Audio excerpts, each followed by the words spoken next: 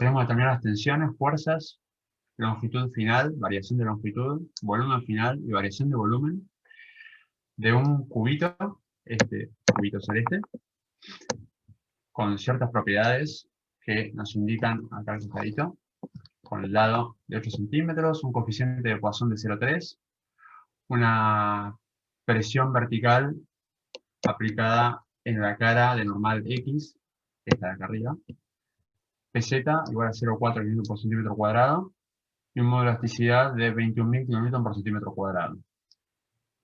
Este cubito está contenido en lo que llamaron una canaleta, que es este cajón que está acá, y vamos a asumir que esta canaleta es infinitamente rígida.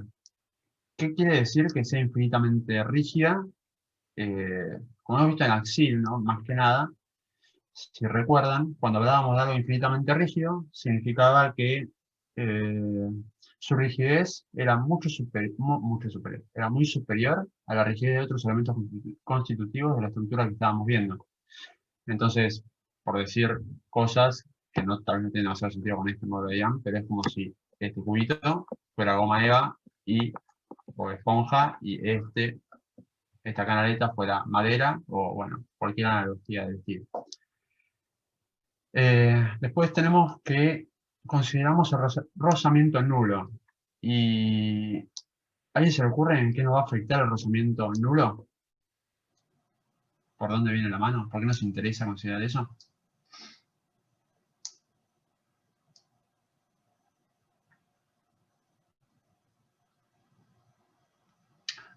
Estamos demasiado dormidos para preguntas. ¿Está bien? No pasa nada. Ok, ahí va. El chat. Bien, sí, por la tensión tangencial. Si nosotros vemos que está pasando con este cubito, le estamos apretando para abajo y se va a querer estirar. Visto en planta va a querer hacer algo así para ambos lados. Entonces se podría generar una tensión tangencial ahí, que podría haberlo hecho de otro color, y acá, si tuviéramos rozamiento. Pero como no tenemos rozamiento, estamos diciendo que esa tensión tangencial es nula. Después finalmente tenemos que el peso del cubo ya debe ser despreciable, y cuando pensé en esto, porque era importante, me imaginé una escena de una película o algo así. ¿Qué pasaría si fuéramos un planeta con mucha gravedad, que nos haríamos más chiquitos y gordos? Bueno, es algo parecido. Entonces, desestimamos, no, despreciamos el peso del cubito. Bien. ¿Qué pasaría si el cubito estuviera libre?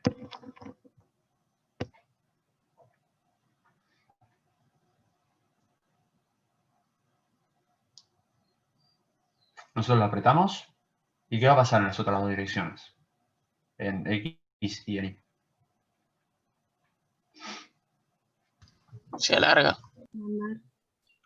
Claro, se va, vamos a tratar de dibujar, cosa que no va a salir muy bien, pero en Z se va a achicar y en las otras dos se va a hacer más largo. Más o menos salió bastante bien, ¿no? Algo así. Lo hice para un solo lado porque era más fácil. Ahora, como lo tengo contenido en esa canaleta, ¿qué va a pasar con la deformación en X? Cero. Cero, porque justamente la canaleta respecto al cubito celeste es infinitamente rígida, entonces no le va a permitir alargarse. Bien, ese es un poco el problemita que tenemos.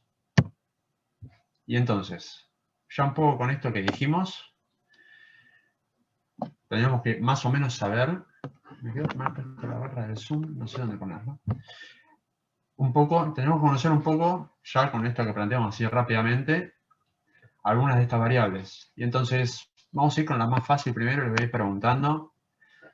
Si yo pienso en los tau, cualquier tau, ¿cuánto va a valer? ¿Y por qué?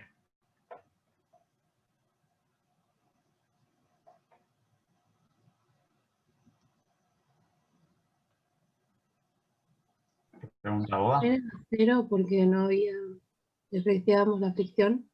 Exactamente. Como despreciamos la fricción, lo voy a anotar, después lo anota solo de vuelta el PowerPoint. Uy, bueno. Pero sí, como tenemos una fricción nula, no nos queda otra que cualquier tau sea 0. ¿Qué podemos decir entonces de gamma? ¿Y por qué? ¿Cómo están relacionados tau y gamma?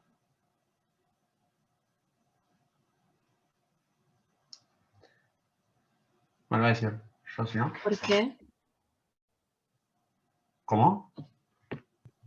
El módulo de elasticidad transversal.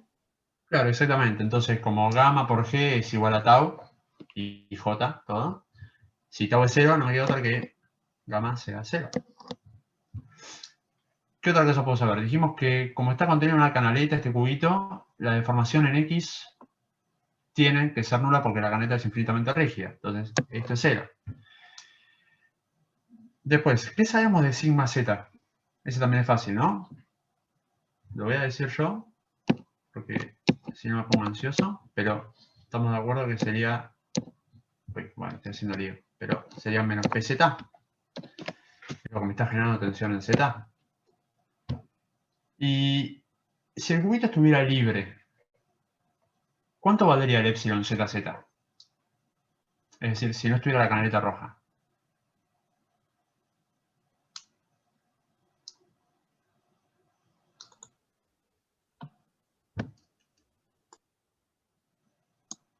Cero.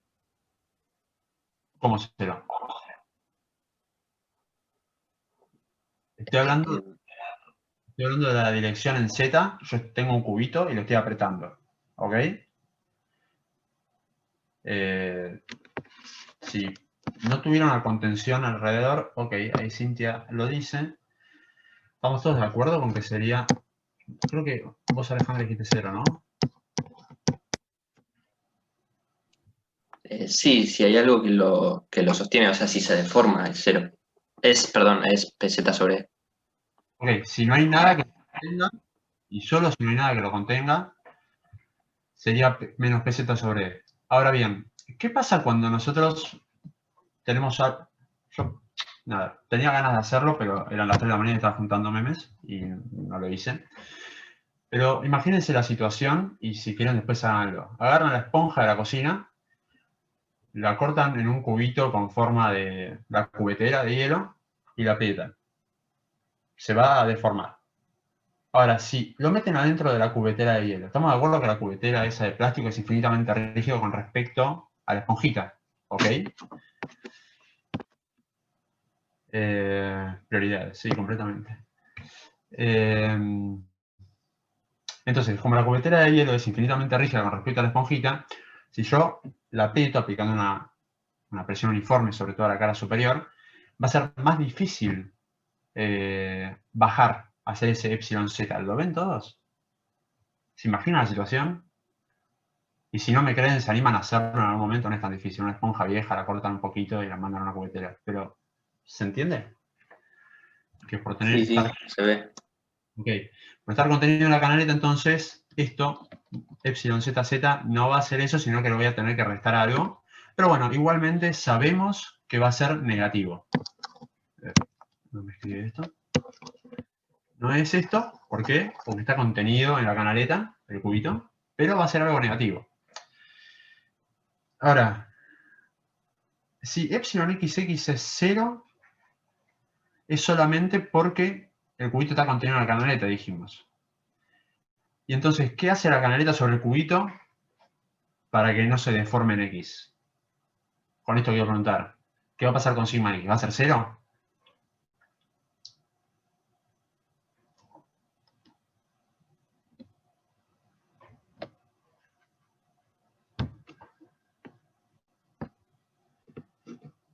Negativo, ok. Bien. Me conformaba con un directamente distinto de 0, pero si es negativo, mucho mejor. Todos ven que es negativo porque trata de deformarse para afuera en X positivo o agrandarse y lo contiene. Es como cuando teníamos en Axil una barra que intentaba expandirse por temperatura, supongamos, pero tenía que estar empotrado a ambos lados entonces no lo permitíamos, entonces resultaba que tenía unas reacciones de compresión, es algo parecido a eso, bueno, es prácticamente lo mismo. Y después en epsilon, sigma i, como no tengo ninguna restricción, en ese sentido la canaleta va solo en un sentido, por ser una canaleta, ¿me creen si digo que esto es 0 y que esto es distinto de 0, incluso que es mayor a 0?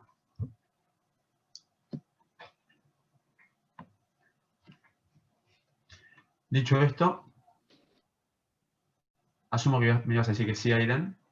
Sí, sí, sí. Perfecto. Bien, me creen. No, no me crean. ¿Lo ven? Confiamos en vos. Wow. Cuánta responsabilidad. En realidad confían en el que hizo esta presentación, porque yo confié en él o ella. Ella, ¿no? No sé quién lo hizo, bueno, no importa. Y ahí está todo. Entonces, con todo esto, nos queda determinar. Mucho chat. Pasando responsabilidad completamente. Ahí está. Gracias, Felipe, por avisar que es Tania la que tengo que confiar. Entonces, con todo esto, a la conclusión llegamos, que tenemos 3 incógnitas, ¿ok? ¿Y cómo podemos resolver estas 3 incógnitas?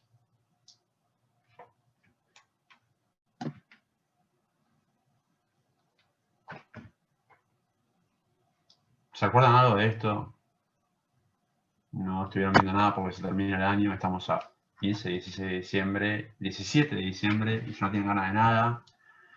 Cuéntenme cómo avanzo con esto. ¿Se los digo simplemente?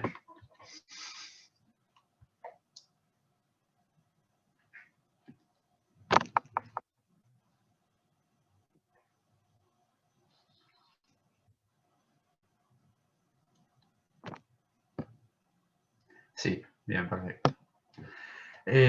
No sé si se recuerdan, pero en función de las relaciones que existían entre los epsilon, no me sale el nombre, epsilon x, epsilon y, epsilon z, y los sigma, teníamos este tipo de ecuaciones, en los cuales podemos ver que, por ejemplo, lo que decía antes, ¿no? Si, ¿qué digo que estoy haciendo?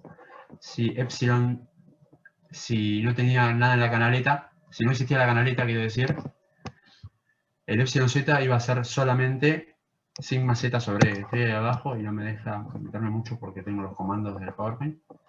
Y estos dos términos se iban a anular porque sigma x y sigma y era igual a 0 si no estaba la canaleta. Ahora bien, como tengo la canaleta, pasa que sigma x no es 0, entonces ese epsilon z va a ser un poquito menor, que es lo que yo les decía con el tema de la cubeta y la esponjita adentro. Insisto, si no me creen demasiado, háganlo, no es tan difícil cortar una esponjita vieja que vayan a tirar.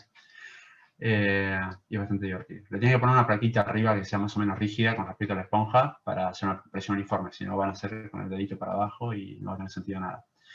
Bueno, entonces, estas son las relaciones entre los epsilon y los sigma, x y z, respectivamente. Y de esto solo sabemos que epsilon x es igual a 0, y también sabemos que sigma y es igual a 0. Y además, conocemos sigma z. Entonces, ya de la primera ecuación podemos obtener el sigma x.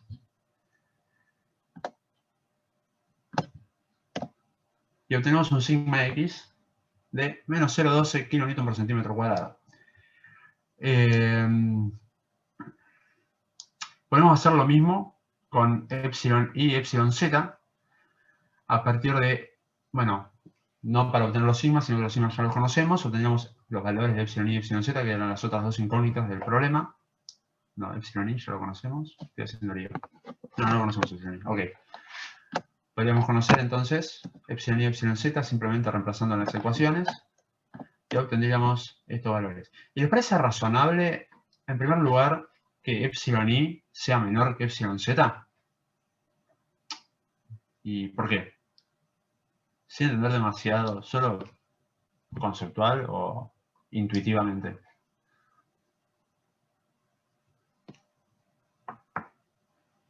Si me hubiera dado epsilon y algo por ahí a la menos 4, ¿estarían conformes? Yo no lo veo eso, Cristian. ¿Qué parte no es? No veo porque, o sea, para mí, como tiene libre deformación, o sea, no hay nada que contenga el eje Y, es como que tiene más libertad. Yo vería que el epsilon en I tiene que ser más grande, entonces no veo, o sea, el significado de eso. Ok, bien. Gracias por decirlo. Yo lo que pienso con esto es que estamos haciendo una presión que genera tensiones en la cara de normal Z, la de acá arriba, negativa, estamos apretándolo al cubito en ese sentido. Entonces, ¿cómo lo digo? Solo intuitivamente lo digo, después podemos pensar un poquito más en serio, pero como lo voy a apretar en este sentido voy a tener que sufrir las mayores deformaciones, justamente porque es la dirección en la cual estoy generando mis tensiones. Lo que ocurre en I es una consecuencia de las tensiones en Z. ¿Ok? Entonces, Sí. un poco, nada, sin pensarlo conceptualmente, sino por intuición, como estoy aprendiendo aplicando las tensiones en Z, el epsilon en Z razonablemente tendría que ser menor, digo, mejor que el epsilon en I.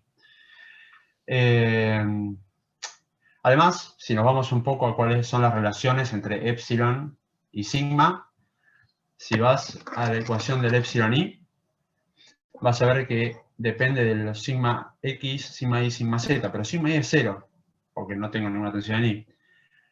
Y de sigma x y sigma z depende, pero premultiplicado por mu.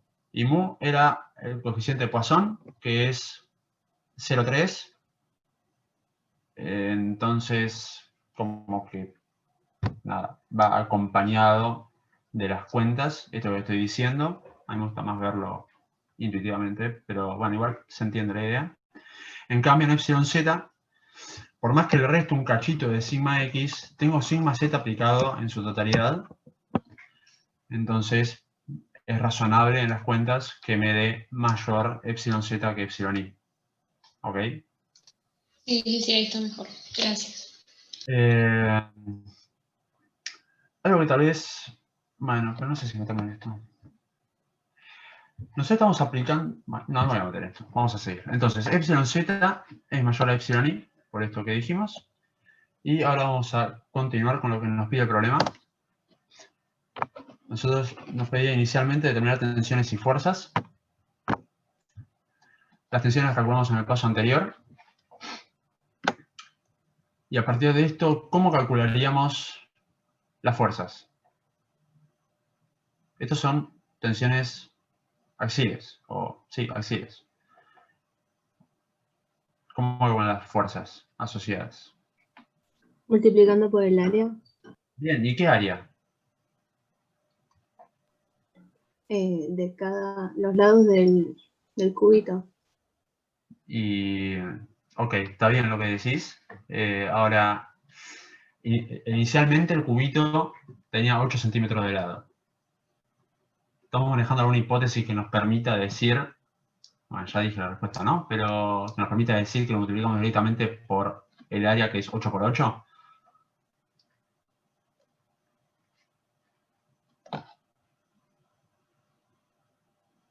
¿Se acuerdan de la hipótesis de pequeñas deformaciones y desplazamientos? Si nosotros no tuviéramos eso, no podríamos directamente multiplicarlo por el área de 64 centímetros cuadrados, que es 8 por 8, sino que tendríamos que considerar otras cosas. Ahora, simplemente voy a hacer esto y una vez que muestre todo lo que está pasando, esto es lo que decía Cintia, y ese área, suponiendo pequeños desplazamientos y deformaciones, va a ser 64.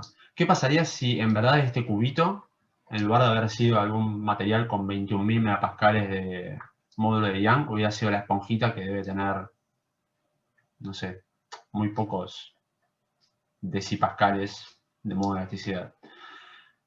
Se hubiera deformado mucho. Si se deforma mucho,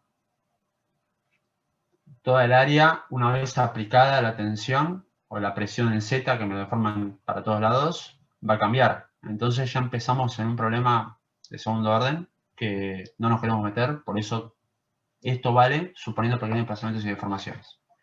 Y se lo aclaro porque es importante siempre saber bajo qué hipótesis estamos trabajando. ¿Estamos de acuerdo con esto?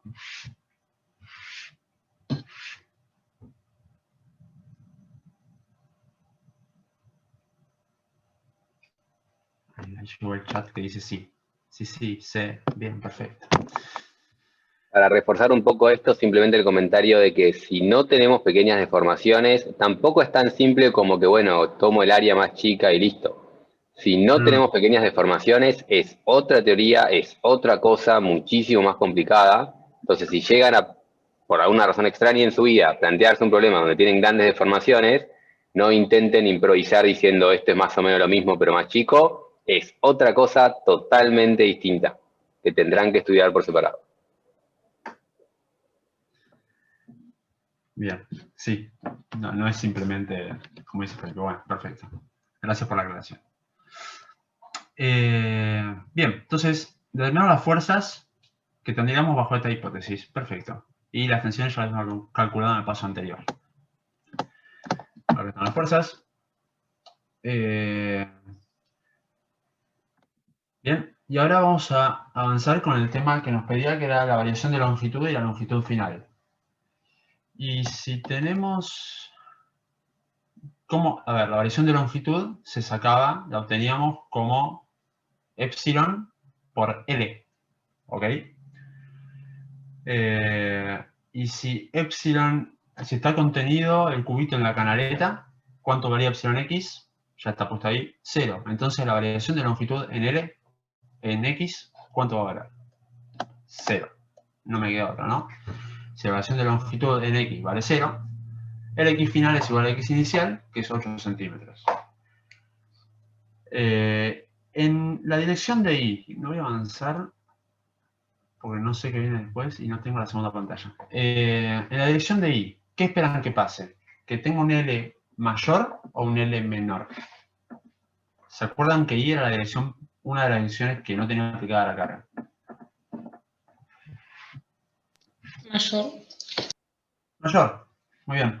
Y a ver si además me responde por el chat. Sí, mayor, muy bien, gracias. ¿Y por qué? Ya lo dijimos un par de veces, pero bueno, prefiero que quede bien claro. Ese sería mi delta L, ¿no? Básicamente. Bueno, es mi deformación específica. ¿Por qué mayor? Por lo que decía la esponja, ¿no? Si yo la aprieto la esponja, tiende a esparcirse sobre todos lados. En este caso, en solo una dirección. Y bueno, como estoy apretando en Z, se me estira en Y. Y este va a ser mi delta L, que es epsilon por 8 centímetros, que 8 centímetros era la longitud inicial. Entonces me queda una longitud final en Y de 8,00006 centímetros. Y después vamos a hacer algunos comentarios al respecto. Después en Z, como justamente lo estoy apretando, no va a quedar otra que tenga una deformación longitudinal negativa. Entonces mi Z final va a ser menor que 8 centímetros y me da este valor, que es 7,99986 centímetros. Y dicho todos estos valores con muchos decimales, ¿estamos trabajando bien con la hipótesis de pequeños desplazamientos y deformaciones? Claro, o sea, si eso me hubiese dado, no sé, 10 centímetros, estaba mal ya. O sea, me tiene que dar sí o sí cerca de 8, muy cerca. Siempre hablar de los límites dentro de los cuales llegas tus hipótesis de pequeños desplazamientos y deformaciones que no sabemos bien qué es difícil, pero sí, o sea, la idea general es que tendría que mantenerse un par de decimales parecido a 8. Okay. O sea, si te acordás cuando hablábamos de epsilon, que el epsilon tenía que ser 10 a la menos 3, para dar una idea. Eso quiere decir que tiene que ser más o menos 1 por 1000. Y tiene que ser, es una palabra fuerte, suele ser 1 por 1000 o 1 por 10.000. Podés llegar a decir, bueno, es 1% sigue siendo relativamente pequeño, y ahí ya empieza el tema de qué es pequeño realmente. Ahora, 1% para una estructura lo podés tomar como pequeñas deformaciones, pero la verdad que 1% es una deformación que no querés tener. Es bastante grande para cosas civiles. Hay casos donde tenés mayores deformaciones, entonces no es que si da 10 está mal. Hay ciertos casos donde la cosa medía 8 y pasa a medir 10. El tema es que si tenés eso, no es pequeñas deformaciones. No es que está mal, es otra cosa, es otra teoría, no son pequeñas si pasás de 8 a 10. Es pequeño si pasás de 8 a 8,1. Ya es bastante grande, pero lo consideramos pequeño. Y lo que Ok, está mal es genial. seguir trabajando con la hipótesis de pequeñas deformaciones. Totalmente, si pasaste de 8 a 10 y trabajás con estas hipótesis, estás ahí haciendo las cosas mal, definitivamente. Y para recordar lo que habíamos visto en Excel, más o menos tengo una barra de 1 metro, espero que se me deforme alrededor de 1 milímetro, para llevarlo a números, porque no sé, yo con porcentual y 1 por 1000 me mareo siempre, pero bueno, 1 metro, 1 milímetro, bueno, más o menos esos valores, ¿ok? Bien, entonces, muy pequeñas deformaciones, bien, está bien lo que decíamos. Estábamos en la hipótesis correcta. Bien, ¿qué más nos pedía calcular este problema? Volúmenes, variación de volumen y volumen final. ¿Y cómo harían esto?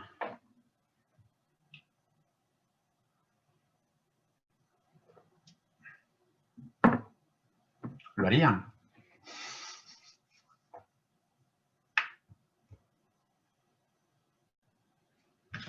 Tengo tiempo todavía, ¿no? Bueno, más o menos. Si yo sé que mis longitudes en X y Z, a ver, me mandan ahí. Podría ir con las longitudes finales exactamente, o podría hacer que me va a llevar a lo mismo. El volumen inicial es 8 por 8 por 8, que lo hice a manito de 512, está bien. El volumen final, bien, lo haces con X final y Z final, perfecto. Ahora, X final y Z final lo podrías calcular, obtener de lo que sacamos antes, o podrías hacer esto que planteamos acá. Y en esto que todos ven esto, ¿no? Estoy haciendo el L, voy a dibujar un poquito. Si hago esto por esto es el LX, y si hago, bueno, vamos a hacer una cosa medio rara. Esto por esto es el delta LX, y lo estoy haciendo en cada uno, en Y y en Z también, digamos. Cuando haga esto, me van a aparecer una serie de términos que voy a poder despreciar. Y ahora lo veo. Porque, ¿qué pasa? Podría directamente decir que XY por II por ZI, que es mi volumen inicial.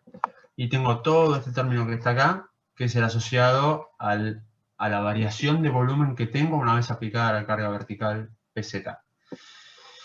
¿Y qué me dicen de este término de acá, o de este de acá, o de este de acá, o de aún más este de acá?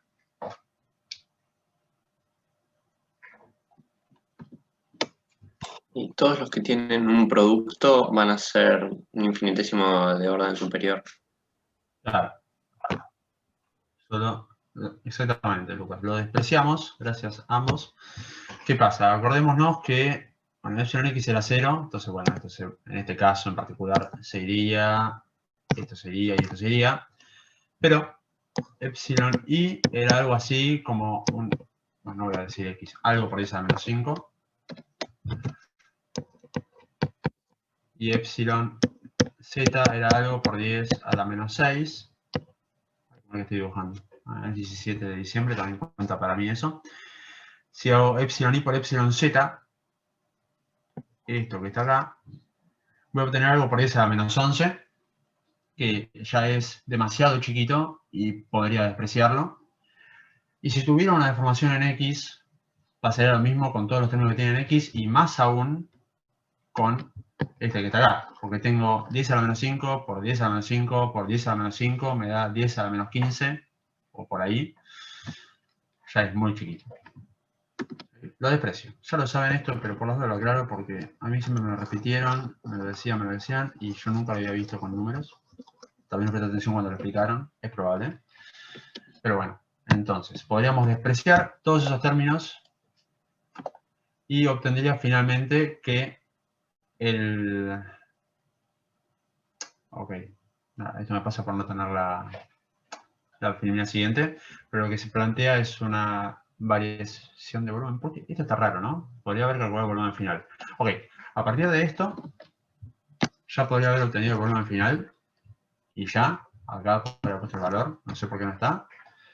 Y el epsilon volumétrico lo plantea como este cociente que está acá, que no es más que esto. ¿No? ¿O no? No estoy haciendo bien. No es más que esto.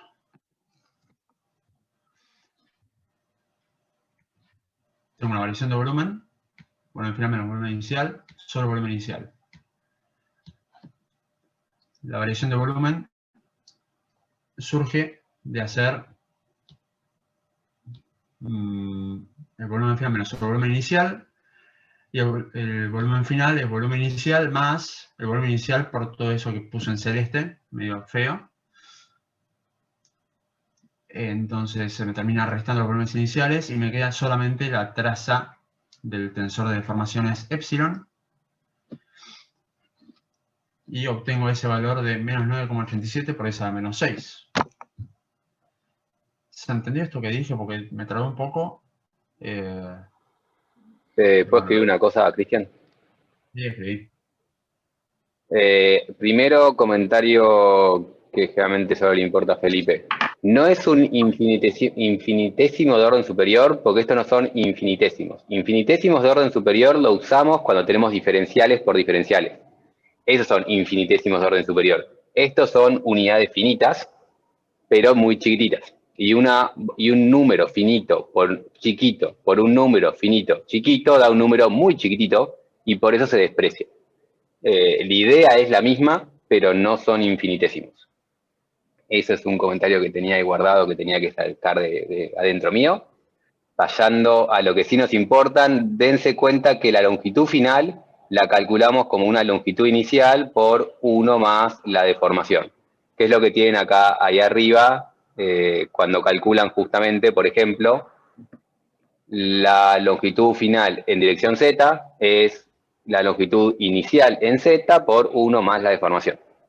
Lo mismo lo podemos plantear para el volumen, y el volumen final es igual al volumen inicial por 1 más la deformación, pero en este caso sería la deformación volumétrica. O sea, acá arriba, si tenemos la longitud en X, será epsilon X.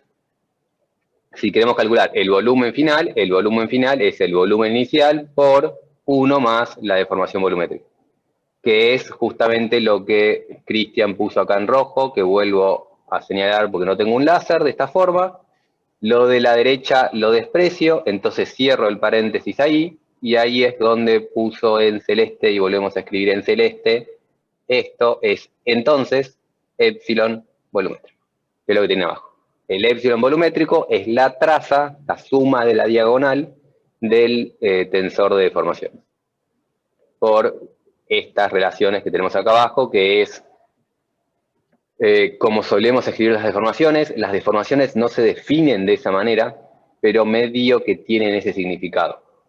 Nos dan cuánto varían las longitudes, cuánto varían los volúmenes, cuánto varían la geometría del cuerpo, del sólido, del cubo, luego de deformarlo. Entonces, por eso ese cachito es la deformación volumétrica. Es ese valor de deformación volumétrica por volumen me dice cuánto cambió su volumen. Que nuevamente tiene que ser muy chiquitito, porque si epsilon son chicos, epsilon volumétrico tiene que volver a ser 10 a la menos 5. 10 a la menos 6, en este caso, estamos diciendo un orden de magnitud. Exactamente.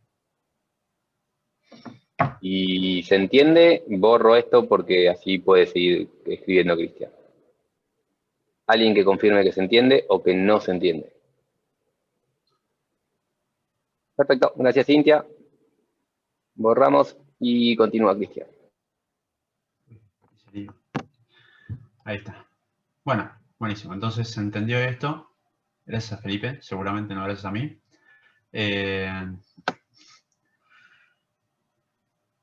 Ok, esta era la invariante 1 que teníamos del tensor de deformaciones. Y bueno, esto es básicamente lo que estaba diciendo Felipe. Que si hubiera tenido una segunda pantalla, hubiera visto que venía. Entonces, básicamente, tenemos, bueno, todo lo que dijo Felipe, no es necesario agregar demasiado. El volumen inicial, no quería hacer eso. El volumen inicial por 1 más un epsilon volumétrico, que, como bien dijo Felipe, es la traza del tensor de deformaciones, que es la invariante 1. Ok. El volumen final, entonces, me queda de casi 512, pero no 512 centímetros cúbicos. Es una pequeña deformación. Y el delta volumétrico me queda de 5 por 10 a la menos 3. Y estamos más o menos de vuelta en el mismo orden, ¿no? Centímetros cúbicos. Bajé en 6 órdenes de magnitud, creo. O 5, 6, no sé, por ahí. El volumen, con lo cual estamos más o menos en lo mismo que teníamos para las variaciones de longitudes. Estamos en pequeñas deformaciones. Son correctas las hipótesis. Bueno, antes de volver a esto, quisiera hacer un comentario más. Y si se acuerdan del problema, tenía solamente aplicado, y voy a ver un poquito para atrás. ¿Tengo tiempo, Felipe? Un poquitín. Dale, sí. Voy a ver para atrás. Si esto quedó claro, primero, yo ya estoy volviendo para atrás. Pero si me dicen que todo esto quedó claro, ya lo explicó Felipe también, lo explicamos todos, pero por las dudas. Me está volviendo, así que gano tiempo.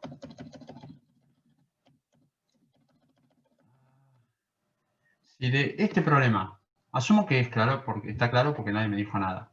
Entonces, nada, el silencio me reconforta. Si les piden de este problema, así como está, que nos digan cuáles son las tensiones principales, o las direcciones principales, mejor dicho. ¿Cuáles van a ser?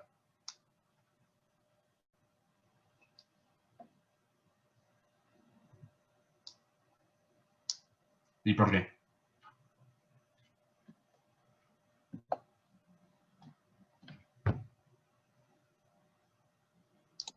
¿No serían X y Z porque no hay tensiones tangenciales? Claro, exactamente. Para principales tenía que encontrar una terna en la cual no tuviera tensiones tangenciales. ¿También lo dije? Tensiones principales, muevo mi cubito para no tener tensiones tangenciales, ¿ok? Y por cómo está planteado el problema, ya tengo directamente que X y Z me generan un estado de tensiones que tengo solo tensiones normales. Y más aún si yo sé que estas son mis tensiones en cada una de esas direcciones, ¿cuál va a ser mi dirección 1, cuál va a ser mi dirección 2 y cuál va a ser mi dirección 3?